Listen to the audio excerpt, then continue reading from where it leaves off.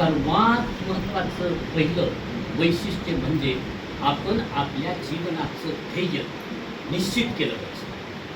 मी कोण आहे, माझ्याकडे कोणती पात्रता आहे, मी काय करू शकतो याची जाणीव आपल्याला झाली पाहिजे. मी कोण आहे, माझ्याकडे कोणती पात्रता आहे याची ओळखच जर आपल्याला नसेल तर मग मात्र आपल्याला आपल्या जीवनाचं ध्येय प्रभावीपणे आत्मविश्वासानं निश्चित करता येऊ शकणार नाही.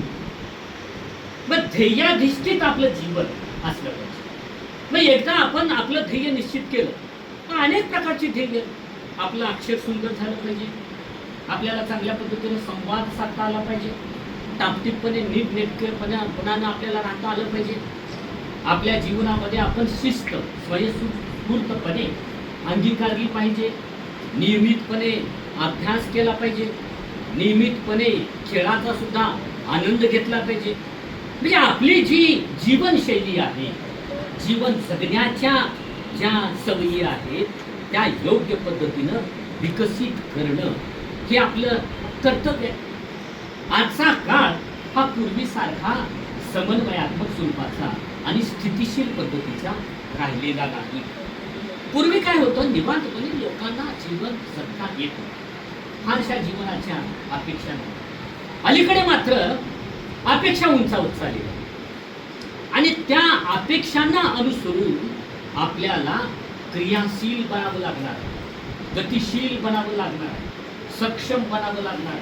त्या पद्धतीची क्रियाशीलता, सक्षमता, गतिशीलता आपल्या जीवनामध्ये आपल्याला निर्माण करता आली पाहिजे. मग मुंबईसारखं जीवन तर अत्यंत धावपळीचं आहे. मग मुंबईमध्ये एकच काम मी निवांतपणे करेन असं म्हणून चालत नाही. एकाच वेळी आपल्याला दोन कामं करावी लागतील. म्हणजे मला कपड्याची इस्त्री करायची असेल आणि कुणाचा फोन आलेला असेल तर तो फोन ऐकत ऐकत मला कपड्याची इस्त्री तिकडे करता येऊ शकते.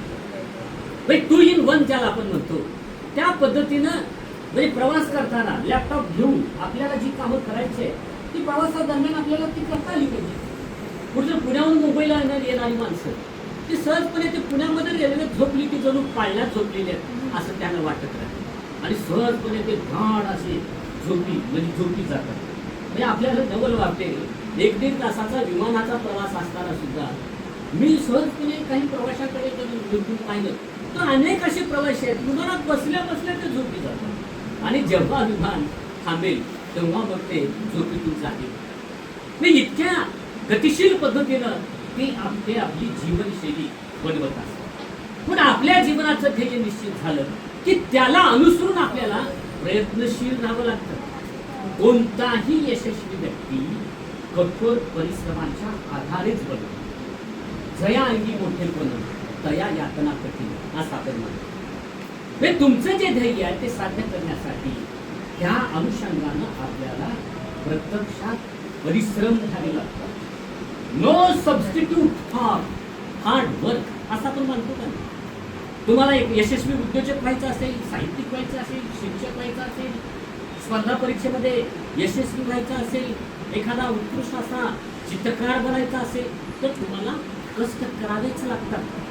मग हे कष्ट करताना, परिश्रम घेताना हे परिश्रम आपल्या उद्दिष्टाला अनुसरून असले पाहिजे.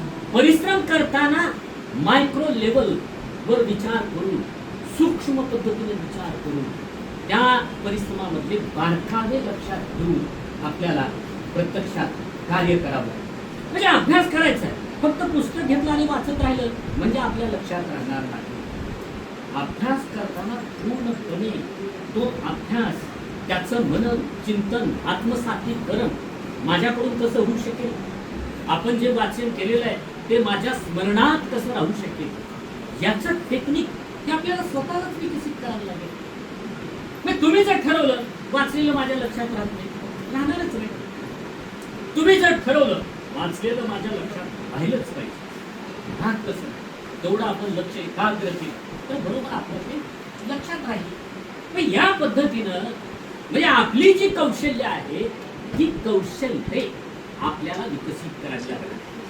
म्हणजे आजचा समाज हा स्किल ओरिएंटेड समाज, कौशल्यात्मक समाज आहे. अनेक प्रकारची कौशल्ये अद्यावत पद्धतीच्या म्हणजे बाबी आपल्याला आत्मसात कराव्या लागतात. मग ह्या कौशल्यात्मकतेला अनुसरून आपण आपल्या व्यक्तिमत्वाचा विकास करताना आपण ज्ञानाच्या बाबतीमध्ये मात्र कदापि मागे राहता कामा नये. म्हणजे आजच्या समाजाला आपण नॉलेज सोसायटी असं म्हणतो. आजचा समाज हा पूर्वीसारखा पारंपरिकतावादी, धार्मिकतावादी, सांस्कृतिकतावादी, सामाजिकतावादी न राहता तो अधिक वैज्ञानिकतावादी, अधिक ज्ञानवादी, अधिक कौशल्यात्मक आणि अधिक आधुनिकतावादी स्वरूपाचा बनत चालला. हे मॉडर्निटी हे आजच्या समाजाचं खास असं व्यवस्थित लक्षण. जे जे म्हणून नाविन्यपूर्ण आहे, जे जे म्हणून नवीन आहे, त्याचा स्वीकार आणि अंगीकार मला करता आला पाहिजे. या जाणीवेतून ज्या सकारात्मक बाबी आहे, जे सकारात्मक नाविन्य आहे, त्याचा स्वीकार करण्याची आपली मनोवृत्ती असते. मी एखादा वयोवृद्ध व्यक्ती असतो तर त्याला मोबाईल हातामध्ये दिला तर व्यवस्थितपणे मोबाईल हँडल करताच येत नाही. त्याला काय मोबाईल आमच्या काळात नव्हता.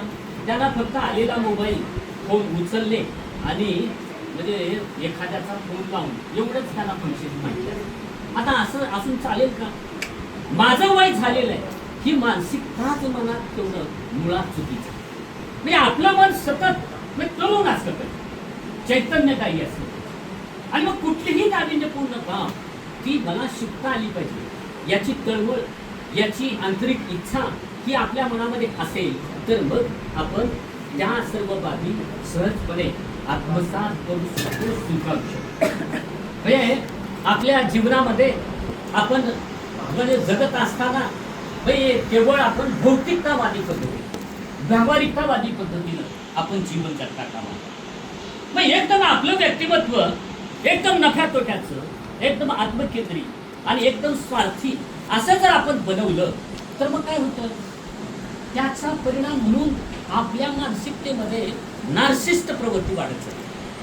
आणि ही नार्सिस्ट प्रवृत्तीची माणसं इतकी घातक असतात की ती माणसं स्वतःच्या नातेवाईकांना सुद्धा कमी लेखण्याचा आणि स्वतःचा स्वार्थ त्याला प्राधान्य देण्याचा प्रयत्न करतात.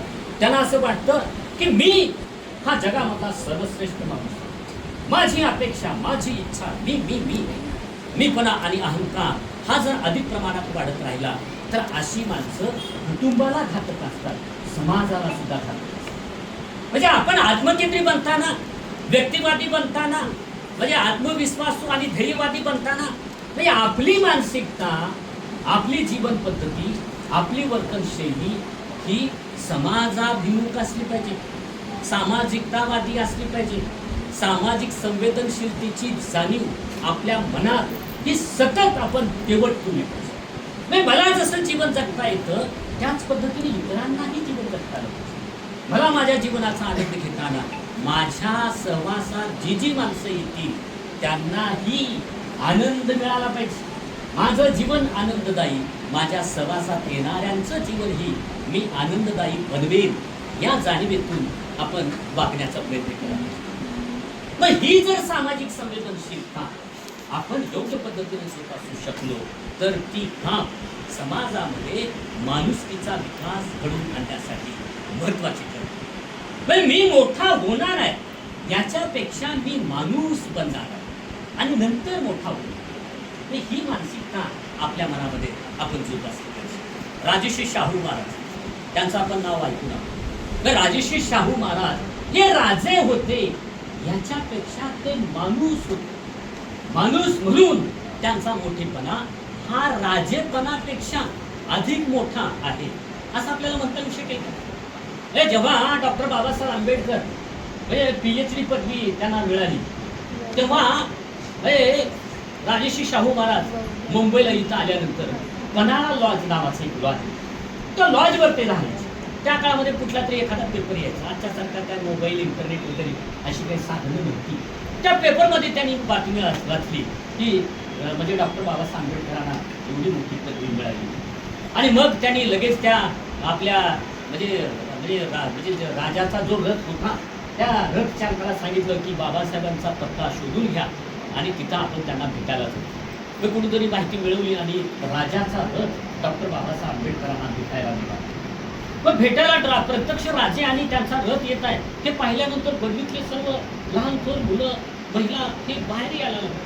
आणि मग राजा इकडे कसं काय, डॉक्टर बाबासाहेब आंबेडकर दुसऱ्या मजल्यावर होते, त्यांनी राजाचा रथ आपल्याकडे येत आहे हे त्यांच्या लक्षात आलं. ते लगबगीनं डॉक्टर बाबासाहेब आंबेडकर शाहू महाराजांना भेटायला निघाले. तेव्हा डॉक्टर बाबासाहेब आंबेडकर तरुण उमदा मुलगा राजर्षी शाहू महाराजांना मुजरा करत आहे आणि प्रत्यक्षात या मुजऱ्याचा स्वीकार करत करत राजर्षी शाहू महाराज डॉक्टर बाबासाहेबांना नतमस्तक होत आहेत, मुजरा करत.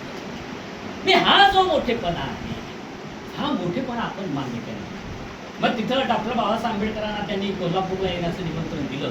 डॉक्टर बाबासाहेब आंबेडकर जेव्हा रेल्वे स्टेशनवर कोल्हापूरला उतरले तेव्हा राजर्षी शाहू महाराजांनी आपला राजरथ त्यांच्याकडे पाठवला आणि त्या राजरथामध्ये बसून डॉक्टर बाबासाहेब आंबेडकर कोल्हापूरमधून निर्वत मोठ्या डौलात आणि ऐटीमध्ये राजर्षी शाहू महाराजांना भेटायला गेले. तेव्हा राजर्षी शाहू महाराजांनी भरजरी बादली फेटा बांधून डॉक्टर बाबासाहेब आंबेडकरांचं स्वागत केलं. पण या पद्धतीनं आपण मोठे होताना आपलं ध्येय साध्य करताना आपल्या मनाचा मोठेपणा हा आपण अधिकाधिक उदात्त, विशाल आणि संवेदनशील बनवण्याचा प्रयत्न केला. मी एक जबाबदार नागरिक आहे, मी एक जबाबदार विद्यार्थी, मी एक जबाबदार म्हणजे पाल्य. या पद्धतीनं आपल्या मनात जबाबदारीची जाणीव ही निर्माण झाली. अलीकडच्या काळामध्ये लोक हक्कासाठी लढतात, मला हे पाहिजे ते पाहिजे, परंतु जबाबदारीची भावना मात्र त्यांच्यात कमी असते. म्हणून हक्कापेक्षा कर्तव्याची भावना, जबाबदारीची भावना ज्यांच्याकडे अधिक सरस असेल ती माणसं खऱ्या अर्थानं समाज उपयोगी स्वरूपाची ठरतात असं आपल्याला म्हणता येऊ शकते.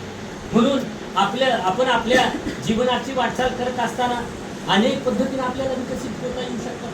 मला एखादा उत्कृष्ट गायक बनायचा आहे, मला उत्कृष्ट असा चित्रकार बनायचा आहे, मला एखादा उत्कृष्ट असा अभियंता बनायचा आहे, एखादा डॉक्टर बनायचा आहे. या पद्धतीनं आपण आपलं जीवन घडवण्याचा आणि बनवण्याचा प्रयत्न केला पाहिजे. कशा प्रकारची जाणीव आपल्या मनात निर्माण व्हावी आणि आपलं जीवन उत्तरोत्तर विकसित व्हावं, आपल्या जीवनाची प्रगती आपल्याकडून घडून यावी ही अपेक्षा मी या ठिकाणी व्यक्त करतो. म्हणजे आपली प्रगती करणार कोण, आपणच दुसरे कोण, या जाणीवेतून तुम्ही तुमचं सेल्फ मेड आयुष्य बनवण्यासाठी सज्ज राहा आणि त्या पद्धतीनं सक्रिय बना अशी भावना या ठिकाणी मी व्यक्त करतो आणि इथे थांबतो.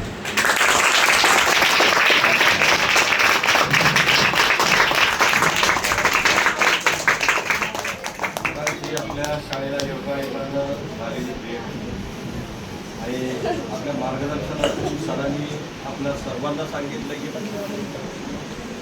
माणूसपणा म्हणजे माणसामध्ये माणुसकी असली पाहिजे, माणसामध्ये